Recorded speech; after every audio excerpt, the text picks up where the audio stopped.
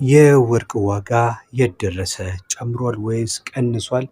21 ካራት፣ 24 ካራት፣ 18 ካራት፣ 23 ካራት የመሳሰሉትን ዋና ዋና የወርቅ አይነቶችን ጨምረን ሌሎቹንም ሁሉንም በሚባል መልኩ በየካራቱ ዋጋውን የዛሬን አፕዴት የሆነ መረጃ ይዘንላችሁ መጥተናል። ዛሬ የምንነግራችሁ ከትላንትናው በምን ያህል ጨምሯል ወይም ደግሞ ቀንሷል የሚለውን የራሳችሁን መረጃ እንድትወስዱ እንግዲህ እያነጻጸርን ነው የምንነግራችሁ የሚሆነው። ትላንትና ዲሴምበር 2 ነበር፣ ዛሬ ዲሴምበር 3 2025 ነው።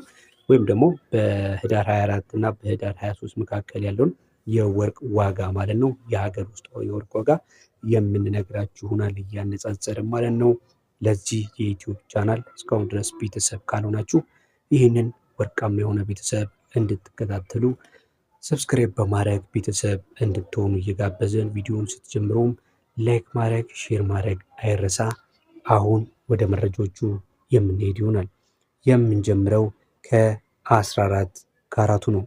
14 ካራት ዛሬ ህዳር 24 ላይ በ78 ከ85 የአሜሪካ ዶላር ሲሸጥ በኢትዮጵያ ደግሞ 12256 ከ08 እየተሸጠ ይገኛል።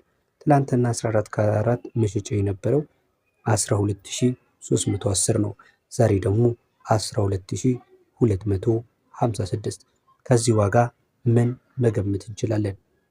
አዎ ትላንትና ከነበረው በተወሰነም ቢሆን የዛሬው በመጀመሪያው ካራት እንዳየነው ቅናሽ አለው።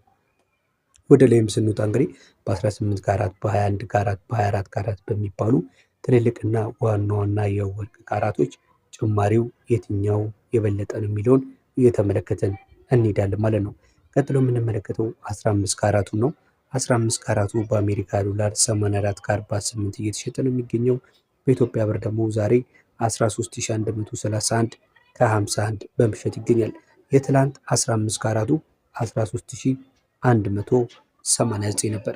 የዛሬ 13131 በ57 ብር አካባቢ ጭማሪ አለው። በመቀጠል የምንመለከተው ደግሞ ባለ 16 ካራቱ ነው።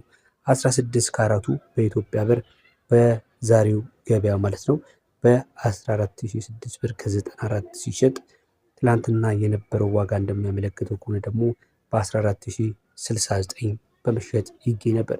ይህ እንግዲህ በ63 ብር ትላንትና ከነበረበት ዋጋው የነገርኳችሁ የወርቅ ካራት 16 ካራት ቀናሽ አሳይቷል ማለት ነው።